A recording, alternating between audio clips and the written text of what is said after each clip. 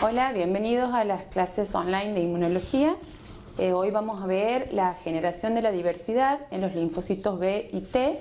Esta va a ser la clase de hoy, en la cual vamos a tener que hacer un repaso cortito de conceptos que han visto con el profesor Scrimini a nivel de lo que es la organización de un BCR, que es el receptor de los linfocitos B, que es la inmunoglobulina.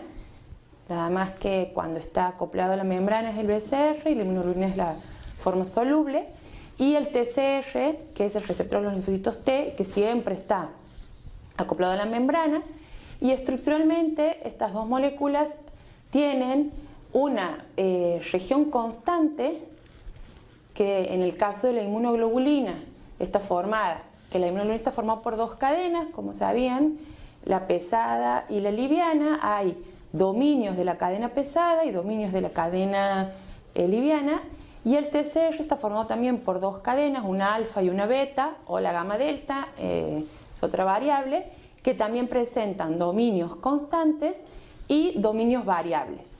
Entonces, para poder sintetizar un repertorio muy amplio, tanto de inmunoglobulinas como de TCR, que lo que van a hacer va a ser reconocer una gran diversidad de antígenos, con un número limitado de genes, se da un mecanismo muy particular que no se da biológicamente en la síntesis de otras proteínas. Pero este mecanismo lo vamos a explicar aquí, principalmente para lo que les digo, poder entender cómo de genes limitados se termina dando una variedad casi ilimitada de posibilidades de receptores. Este mecanismo empezó a dilucidarse en los años 60, hasta que en la década del 70, un científico japonés, Susumu Tonegawa, pudo describir y pudo explicar qué era lo que estaba pasando en la síntesis de la inmunoglobulina y del TCR para poder lograr esa diversidad. Este hallazgo le valió el premio Nobel a él en el año 87.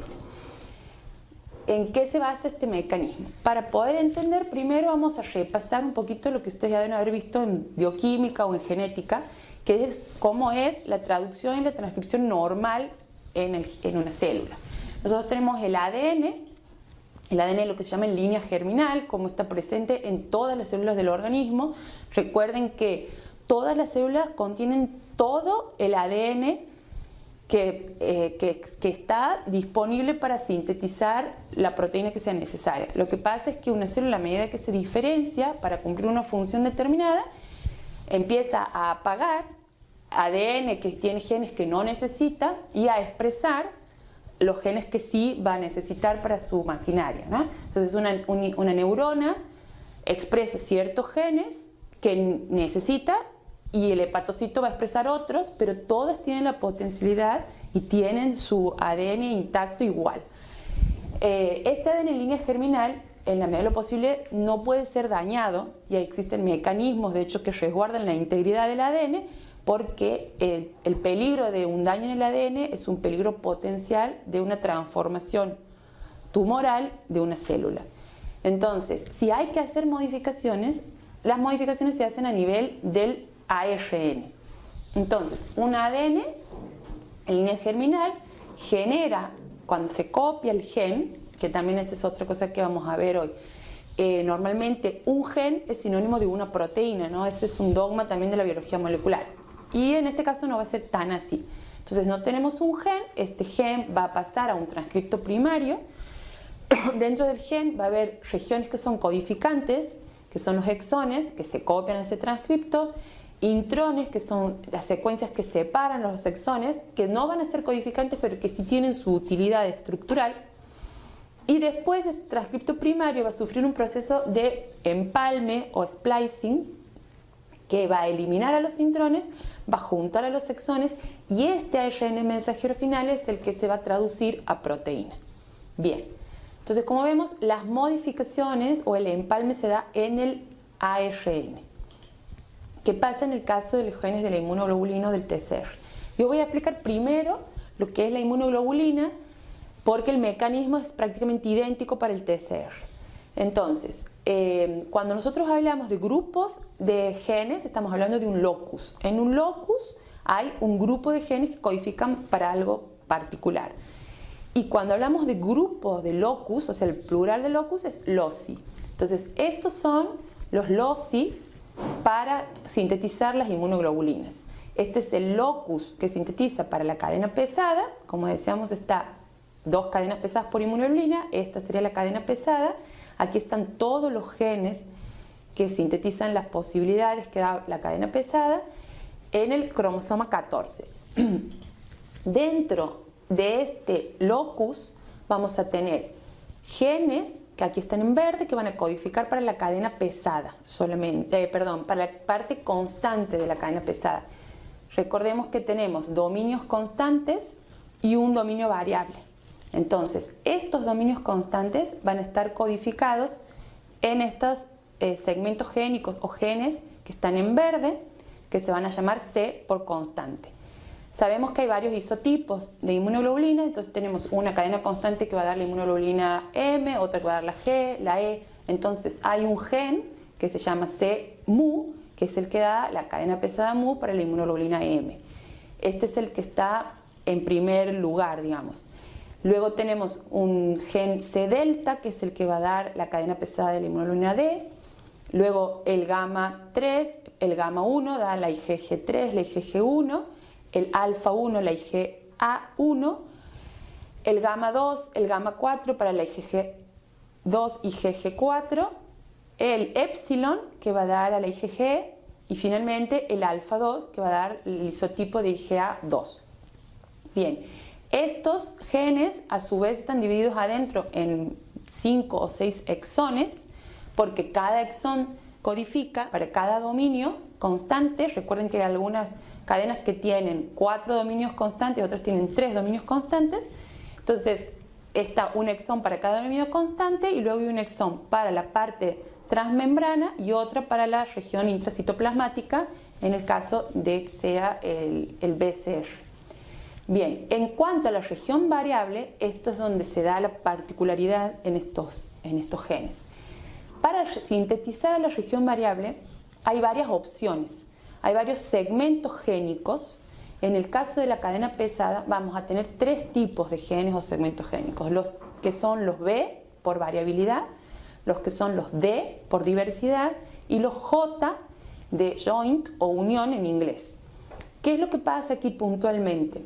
Todos estos genes a nivel de la línea general están muy separados físicamente, pero después van a sufrir modificaciones que los van a ir acercando.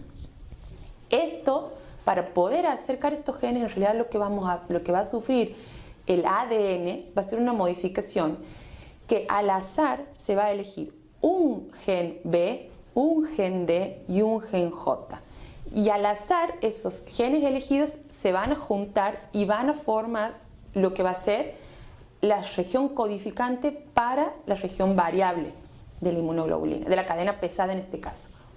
En el caso de las cadenas ligeras, tenemos el locus de la cadena kappa está en el cromosoma 2 y el locus de la cadena lambda está en el cromosoma 22.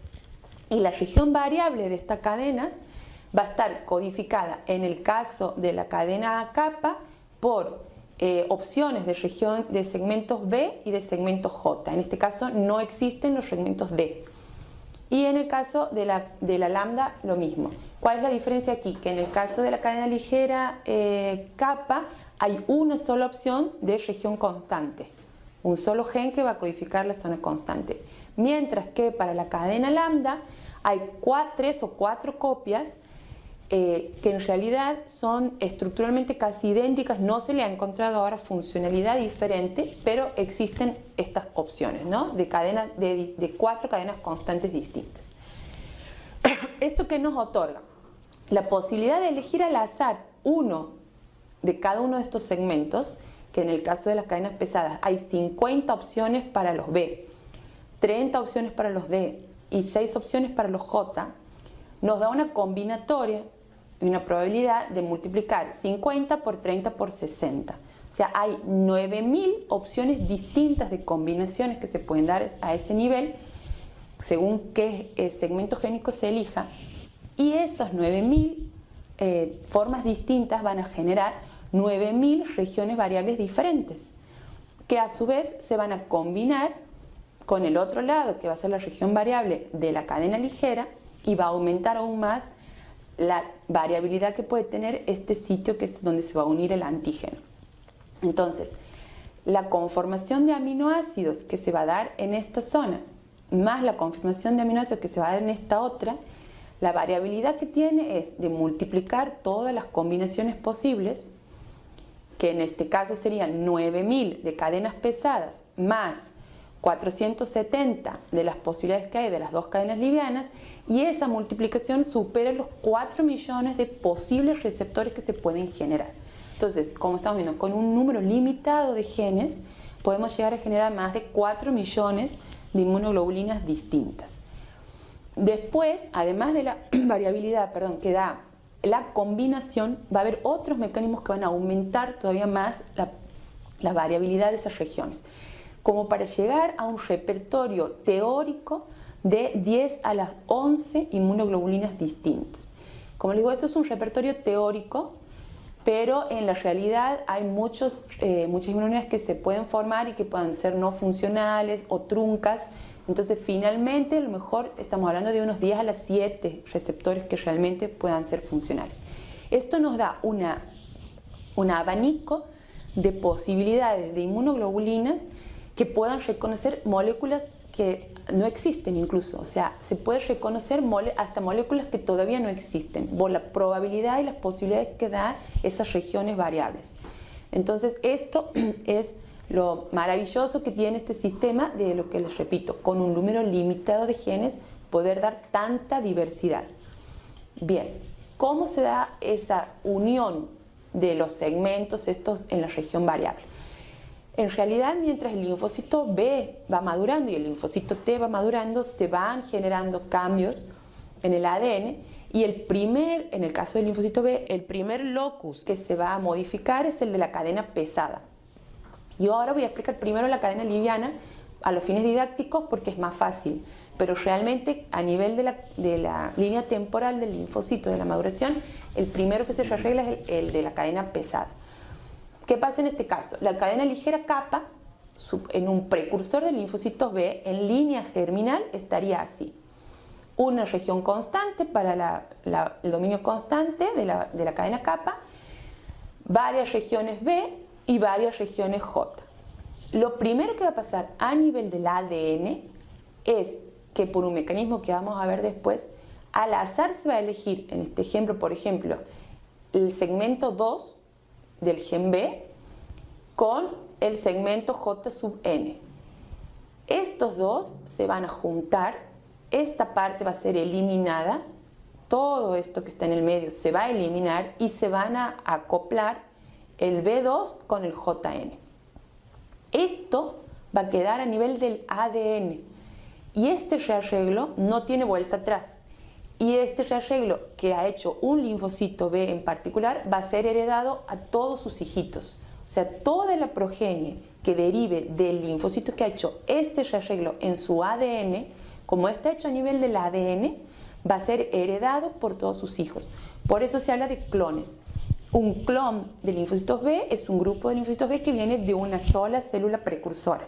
Entonces, todos los hijitos de esa célula precursora van a heredar este rearreglo y todos van a tener esta zona variable. Cuando ya esto pasa a ARN primario, se copia esta región y por splicing se corta las regiones B que estén en el extremo 5'. Si hubiera regiones J en la zona 3' más allá de este segmento, se cortarían y se acoplan a la cadena, al gen de cadena constante. Entonces, tenemos la cola de poli A y aquí ya tenemos el RNA mensajero ya procesado que va a dar lugar la zona verde al dominio constante, y los dos genes elegidos, que serían el B2 y el JN, van a formar el dominio variable. Y finalmente se va a traducir a la proteína. ¿Qué pasa en la cadena pesada? Algo parecido, un poquito más complejo, porque es que se nos suma la complejidad de los genes de los segmentos D, que en el caso de la cadena liviana no existe. Entonces, Tenemos de la misma forma el locus en el cromosoma 14 de las cadenas pesadas y que lo que les decía, primero se va a arreglar la cadena pesada. Y lo primero dentro de la cadena pesada que se va a unir van a ser un segmento D con uno J. Eso es lo primero que pasa. Al azar se elige, aquí en este caso, el D sub 1 con el J sub N. Se juntan, se corta todo lo que está en el medio, se elimina y quedan estos dos pegaditos. Esto a nivel del ADN, como les repito, cambios que se dan en el ADN, no en el ARN. Una vez que se haya arreglado DJ, va a pasar a elegirse un segmento B. Al azar también, uno de los segmentos B se va a acoplar a este rearreglo DJ, ya que está hecho previamente, y lo del medio se va a eliminar. Ahora se va a conformar una zona en donde se ha combinado un gen B, uno D y uno J, y esto ya en el ADN va a quedar así y no hay forma de volver atrás, como les decía. Y esto queda fijo en el ADN y toda la progenie que venga a partir de este linfocito B que ha hecho este rearreglo va a heredar esta conformación para la zona variable. ¿Qué pasa cuando viene la transcripción a ARN? La cadena pesada, el gen de cadena pesada más cercano, ¿se acuerdan? Era el MU, que es el de la IgM, que es la primera que se va a expresar, la IgM. Entonces, el transcripto, el RNA primario va a tener todas las posibilidades de cadenas pesadas, pero cuando pasa el mensajero se va a cortar, va a haber una cola de la polía, se va a poner aquí y se va a generar aquí la IgM. Primero va a haber una IgM de membrana y ahí va a tener un dominio que va a ser hidrofóbico y por eso va a estar pegado a la membrana. Cuando evolucione ese linfocito y pase a otro estadio, ese exón transmembrana se va a perder y se va a reemplazar por un exón que es hidrofílico que da la forma secretada, que es la IgM sérica. Bien, ahora vamos a ver en detalle cómo pasa esto de la unión de los segmentos y la eliminación del material génico que está en el medio. Para eso, muy sintéticamente, chicos, porque esto es un mecanismo sumamente complejo que tiene muchos actores, muchas enzimas que participan, pero que a los fines de la materia nuestra no necesitamos ver tan a fondo. Lo importante es que entiendan este mecanismo para entender de dónde viene la diversidad que hay en las inmunoglobulinas. Entonces vamos a explicar ciertos aspectos de este procesamiento sin detenernos en mucho detalle. Esta recombinación somática se llama poder recombinar genes a nivel del ADN, la llevan a cargo varias enzimas que son endonucleasas. Entre ellas hay un sistema de recombinasas que se llama RAG1 y RAG2, son dos enzimas. En realidad la RAG1 es la que es endonucleasa, que es la que va a generar los cortes, y necesita acoplarse a RAG2 para poder mantener toda la estructura y generar estos bucles dentro del ADN. En el caso de una cadena kappa, habíamos dicho que se tenía que unir un segmento B a uno J. En el caso de una cadena pesada, se unía primero el D al J y luego estos dos ya unidos se unían al B. ¿Cómo se hace para que esto tenga un orden y tenga una secuencia lógica y no se una el J al B sin pasar primero por el D? Para poder hacer esto, existen dentro del ADN secuencias señales para esta recombinación. Estas secuencias señales de la recombinación están formadas por una secuencia de 7 aminoácidos que es muy conservada, de 7 nucleótidos y 9 nucleótidos. El heptámero, que tiene 7 nucleótidos, que suele tener esta forma CA-CA-GT, viene luego separado de otra región conservada que tiene 9 nucleótidos, que suele ser rica en AT, por 12 zonas no conservadas. O sea, tenemos regiones conservadas de 7 aminoácidos y 9 aminoácidos, separadas por regiones no conservadas que pueden tener 23 nucleótidos o 12 nucleótidos. Entonces, ¿qué pasa? La combinación, cuando estas regiones al ser conservadas son complementarias, se pueden pegar y se pueden unir, lo mismo el nonámero, la zona que separa al heptámero del nonámero, en el caso de las uniones de' los segmentos J, siempre están separados por 23 nucleótidos. A nivel 5' de los segmentos J, siempre va a haber espaciadores de 23. A nivel de la región B, a nivel 3', siempre va a haber espaciadores de 23. Pero alrededor de D, los espaciadores siempre van a ser de 12. Y aquí se cumple una regla, y es que la combinación tiene que dar un espaciador de 23 con un espaciador de 12. No se pueden juntar dos espaciadores de 12 juntos o dos espaciadores de 23 juntos. Entonces, si nosotros este segmento J se quisiera unir en realidad a este B, los dos espaciadores que quedarían serían 23 y 23. No sería posible. En realidad, 12 nucleótidos es una vuelta en la hélice del ADN y 23 nucleótidos son dos vueltas.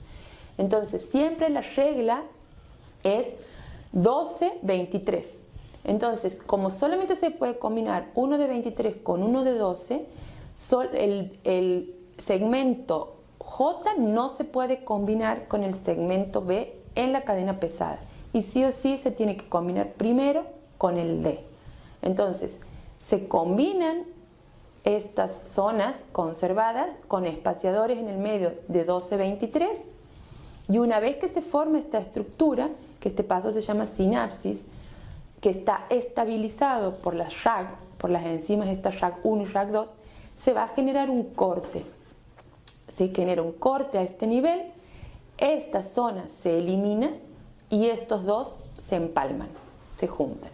En el caso de la cadena kappa, la diferencia es que a nivel del extremo 5' del segmento J sí hay espaciadores de 23, pero en el segmento 3' del segmento B corta hay espaciadores de 12. Entonces aquí se puede dar la combinación 12-23 y se une directamente un B a un J. Bien. ¿Qué pasa en ese corte? Supongamos que aquí ya se ha cortado, las recombinancias han cortado, han eliminado el material del medio y han quedado las dos hebras de ADN cortadas con los extremos libres. El extremo 3' de la hebra que quede libre, con su oxidrilo, ataca al otro extremo y forma una horquilla que se llama. Aquí se unen. Y todo esto lo están sosteniendo las RAG, para que no se suelte esa hebra, la contienen. Se genera esa horquilla, que es como que las une a las dos hebras, y va a venir después otra maquinaria enzimática, entre las cuales va a estar otra endonucleasa que se llama artemisa, que va a generar un corte ahí para poder unirlas, porque están separadas, se han formado las horquillas, pero eso se tiene que volver a unir para unir el segmento B al segmento D, por ejemplo. Se ha cortado, se sacó el material genético del medio, pero eso se tiene que unir. Para poder unir hay que volver a cortar. ¿Qué pasa? A veces las recombinasas, ya cuando tienen que cortar y sacar el material, se equivocan y cortan un nucleótido 2, 3 más allá o más aquí. Hay errores, imprecisiones en los cortes de las RAG. Después se forma la horquilla y va a venir Artemisa. ¿Qué va a hacer Artemisa? En teoría Artemisa tiene que cortar aquí para que esto se pegue. Pero también puede haber errores en los sitios de clivado, de corte, que da Artemisa. Suponiendo que se equivoca Artemisa y corta aquí. Esto va a quedar extendido, se corta aquí y esta hebra se extiende. Y se equivoca del otro lado y en lugar de cortar en la horquilla, corta aquí. También esto se extiende, pasa para acá. Esta GA va a pasar aquí arriba. Y toda esta ACA van a pasar aquí, ACA. Entonces, va a venir una enzima que va a completar esto y va a agregar los nucleótidos que faltaban. estos nucleótidos van a tener que ser complementarios, ¿sí? Entonces, estos nucleótidos terminan siendo palindrómicos. ¿Saben lo que es un palíndromo? Es algo que se lee igual en un sentido de derecha a izquierda que de izquierda a derecha. Entonces, este nucleótido, esta secuencia es palindrómica con respecto a la de abajo. A, C, A, T, G, T. ¿Sí? Entonces, por eso se llaman nucleótidos P, porque son palindrómicos. Aquí va a agregar otra serie de nucleótidos P, como verán, T con T, C con C, G con G, A con A. Y además, puede pasar en algunos casos, sobre todo en la cadena pesada de las inmunoglobulinas, la cadena liviana no pasa, adición al azar por una enzima que se llama TDT de nucleótidos libremente al azar, que se llaman nucleótidos N porque no vienen previamente estipulados en un molde. Estos venían con molde. Este era el molde y se han copiado los nucleótidos P. Pero aquí no hay molde, por eso se llaman nucleótidos N. Todos estos cambios de errores en los cortes de la recombinasa, errores en el corte de artemisa, agregar los nucleótidos P y agregar nucleótidos N suma variabilidad en las uniones. O sea, nosotros teníamos la variabilidad que podemos tener por la combinación de los segmentos, pero en el momento de unir los segmentos puede haber cualquiera de estos errores que al meter nuevos nucleótidos me puede estar dando un cambio en la pauta de lectura y generar un aminoácido diferente.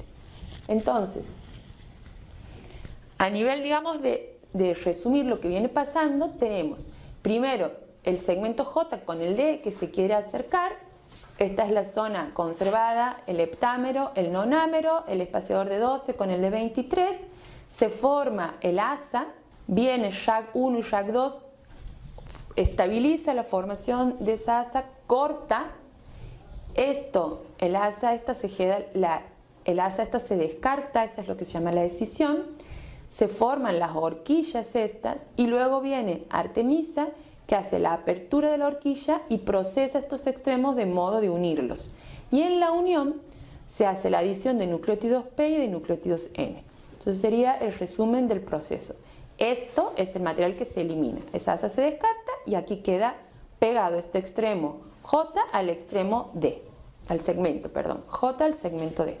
Y aquí también participan otras enzimas, DNA, fosfoquinasas, ligasas y otra serie de enzimas para poder unir ya las hebras de ADN. Entonces, la diversidad del repertorio de las inmunoglobulinas se amplifica aquí. Ya habíamos hablado de una posibilidad de más o menos 4 millones de combinaciones al combinar los distintos segmentos génicos. Eso es lo que se llama diversidad combinatoria. Esto a nivel del linfocito B pasa en la médula ósea, cuando el linfocito B está madurando. Entonces aquí tenemos más o menos unos 4 millones de posibilidades que hablamos. Luego viene el aporte de la diversidad de unión, o sea, la unión de los segmentos, todas las alteraciones que puede haber ahí suman diversidad, se llama diversidad de unión, y puede estar generada por imprecisiones en los cortes de las endonucleases, ya sea de RAG1 o de artemisa que cortan mal, por los nucleótidos P que se agregan, por los nucleótidos N que se agregan al azar por esta enzima TDT, solo en el caso de las uniones DJ y BD en la cadena pesada. Y esto que se da en la médula ósea nos puede llevar a cambiar el patrón de lectura y cambiar el aminoácido. Si supongamos, el corte se tenía que dar acá y el corte se tenía que dar aquí, si combinamos estas 3 citocinas me dan prolina y este TGG me da triptofano. Si realmente la artemisa ha cortado mal o se han agregado nucleótidos y el corte se da aquí y se da aquí, este aminoácido aquí no va a ser el mismo, va a ser arginina. Y si el corte se da aquí y se da aquí, vamos a tener otro aminoácido distinto. Incluso podemos tener la formación de un codón de parada, un codón stop. Entonces se puede cortar y quedar una proteína trunca. En ese caso, esa combinación no es funcional. Y ese linfocito no ha podido hacer un buen rearreglo, entonces, si no se recombina bien y no da una cadena pesada funcional, se intenta en el otro alelo. Eso es lo que se llama exclusión alélica, que ya lo vamos a ver bien. Y luego de que se han generado todas estas diversidades a nivel de la médula ósea en la maduración, Cuando ya el linfocito B maduro sale a periferia y en algún momento en un órgano linfóide secundario encuentra su antígeno, ahí se genera un nuevo mecanismo más de diversidad que se llama la hipermutación somática. ¿Qué es la hipermutación somática? Es la introducción al azar de mutaciones solo en el dominio variable de la cadena, tanto de la pesada como de la liviana, y eso hace que si había una inmunoglobulina que tenía cierta afinidad por su antígeno, al tener mutaciones puntuales en la región variable, esas mutaciones pueden terminar generando una proteína que sea menos afín, igual de afín o más afín. En el caso que se den inmunoglobulinas más afines, ese linfocito que ha generado una inmunoglobulina más afín va a tener prioridad. Entonces se va a ajustar, esa inmunoglobulina se va a ajustar a ese antígeno y va a tener una maduración de la afinidad por la hipermutación somática hasta que se da solo en periferia una vez que ya ha entrado en contacto con el antígeno. Todo esto que ha pasado antes, la recombinación, los cortes, la adición de nucleótidos PDN, no está en contacto con antígeno. Todo esto se da a nivel del ADN, pero en la maduración en médula ósea. Luego tenemos este mecanismo adicional en periferia, que es la hipermutación somática.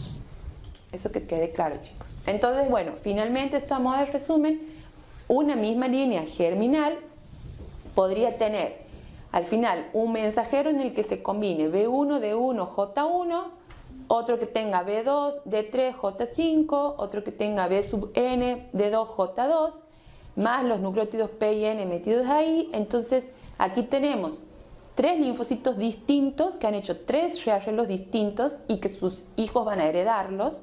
La progenie va a tener esa misma región variable de inmunoglobulina a partir de la misma línea germinal de ADN. Entonces, a nivel esto ya de globalmente en la médula ósea, ¿qué está pasando? Aquí tenemos los estadios de maduración, desde la célula madre al linfocito pre-B, el linfocito B inmaduro y el maduro. Aquí tenemos los niveles de proliferación, la expresión de las enzimas RAC, de la enzima TDT, cómo está el DNA y el RNA que sintetiza para las inmunoglobulinas, qué inmunoglobulina se expresa, qué marcadores de superficies hay, a dónde sucede esto y qué respuesta al antígeno hay. Entonces, como vemos, todo esto sucede en la médula ósea hasta el linfocito inmaduro, ya cuando está maduro ya está en periferia. Aquí les he marcado, ¿cuándo se expresan RAG? Se expresa en este momento que va de pro-B a pre-B, y luego en este momento que pasa al B inmaduro. ¿Qué está pasando aquí? El ADN está sin recombinar en este estadio en línea germinal. Aquí sigue sin recombinar, pero aquí ya empieza la recombinación porque ya se está expresando la RAG, las enzimas RAG. Y lo primero que se recombina es la cadena pesada, la H, en un alelo. Como les decía, si se logra combinar bien y se genera una buena cadena pesada, siempre va a ser primero la MU, la cadena que va a dar la IgM, se va a acoplar a unas cadenas livianas temporales, que son invariantes, que en todos los linfocitos son iguales, de forma de expresar un BCR y ver si ese BCR es funcional. Si ese BCR es funcional, va a dar muchas señales. Es fundamental las señales que va a mandar ese BCR para la maduración de ese linfocito. Si todo va bien, se va a dar la orden de que se empiece a recombinar ya la cadena liviana. Primero la capa de un alelo, después la del otro alelo. Y si fracasan las capas, recién se pasa a la lambda. Generalmente el fracaso de capa es porque se ha formado una inmunoglobulina que es autorreactiva, que está reconociendo antígenos propios. Si es autorreactiva, ese linfocito tiene la oportunidad de rearreglar su otra cadena liviana y dar otra inmunoglobulina distinta que puede ser funcional, pero no autorreactiva. La autorreactividad a lo propio es un mecanismo que hay que controlar muy bien, porque si sale de médula ósea a periferia un linfocito autorreactivo, potencialmente en periferia me puede estar dando una reacción autoinmune. Entonces, a nivel de la médula ósea eso se controla y se da lo que se llama la selección negativa, que si tenemos un linfocito realmente que es autorreactivo, como les digo, va a tratar de regular su cadena lambda, y si no, va a ir a muerte o a anergia. Eso ya lo vamos a ver. Entonces, siguiendo con la expresión de las enzimas, aquí tenemos la TDT, se expresa solo en este momento, que es de máxima expresión, y cuando llega el rearreglo de la cadena ligera ya no hay TDT. Por eso no hay incorporación de nucleótidos N en este estadio. Como decimos, la expresión dije de inmunoglobulina primero va a ser citoplásmica la cadena mu, y va a haber un receptor pre-B que va a ser la cadena mu acoplada a cadenas invariantes. Luego vamos a tener, ya cuando la cadena liviana ya esté sintetizada, una IgM completa con cadena kappa o lambda que se va a expresar, y si esto pasa a la selección negativa porque no es autorreactivo, sale a periferia, y en periferia vamos a tener coexpresión de IgM e IgD. ¿Cómo se da la coexpresión? ¿Por qué se pueden expresar las dos? Porque hay a nivel del mensajero, o sea, yo les contaba que el mensajero se sintetiza con todas las posibilidades de cadenas pesadas, pero que al final queda la mu. En el mensajero, en este estadio del linfocito maduro, se puede dar un splicing alternativo. ¿Qué quiere decir esto? Que se puede o acoplar la cadena mu a la región variable y sintetizar IgM, o por splicing alternativo acoplar la cadena delta y generar IgD junto a la misma región variable, y se van a expresar las dos en membrana. Entonces el linfocito B maduro va a tener IgM e IgD, pero el cambio, si es delta o mu la cadena pesada, se da en el mensajero. Más adelante, cuando ya tenga encuentro con el antígeno en periferia y haya cambio de isotipo, el cambio de isotipo sí se da en la cadena, en el ADN, ya va a ser en el ADN, no en el ARN. Entonces, en todo este proceso madurativo, aquí tenemos la posibilidad de recombinación somática y de diversidad de unión, y ya en periferia, al encontrarse con el antígeno, se da la hipermutación somática que hablamos con la maduración de la afinidad y el cambio de isotipo. La selección positiva y negativa en los linfocitos B dentro de la médula ósea se da cuando el linfocito B, que es inmaduro, reconoce con su receptor, con su BCR de membrana, un antígeno que está acoplado a otra superficie, multivariante se llama.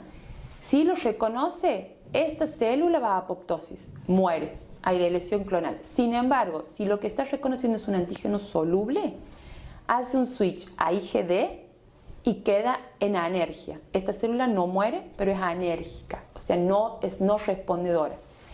Y si no hay ningún reconocimiento de lo propio, sale a periferia, madura y coexpresa las dos inmunoglobulinas. Eso pasa en médula ósea y se llama tolerancia central. Ya lo vamos a ver más adelante, este cuadro lo menciono para que sepan esto de que hay delesión o anergia en médula ósea. Y luego hay un tercer paso de control que va a ser en periferia, y si en periferia este linfocito B encuentra su antígeno, pero ese antígeno no viene de la mano de una señal coestimulatoria con un linfocito T cooperador, entra lo que se llama ignorancia, o sea, tampoco va a haber funcionalidad de ese linfocito. Esto lo vamos a ver en capítulos más adelante. Ya sintetizando, el receptor linfocito T tiene el mismo mecanismo.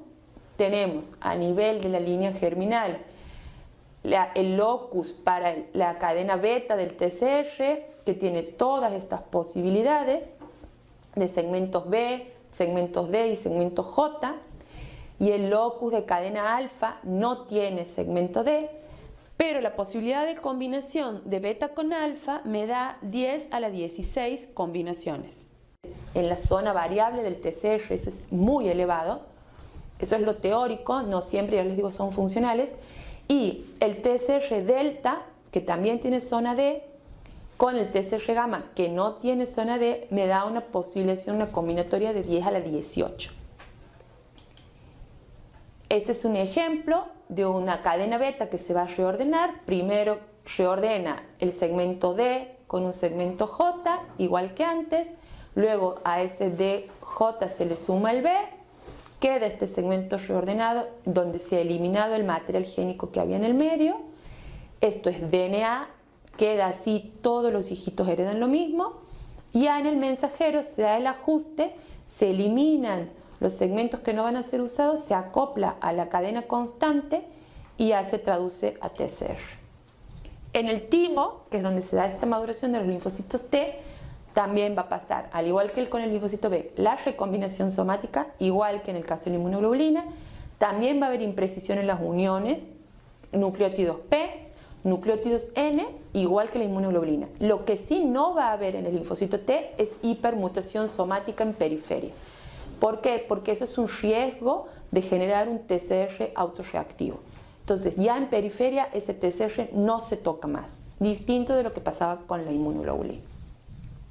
Aquí tenemos un videito de 2 minutos que nos cuenta todo esto animado, está en inglés, pero lo van a poder entender.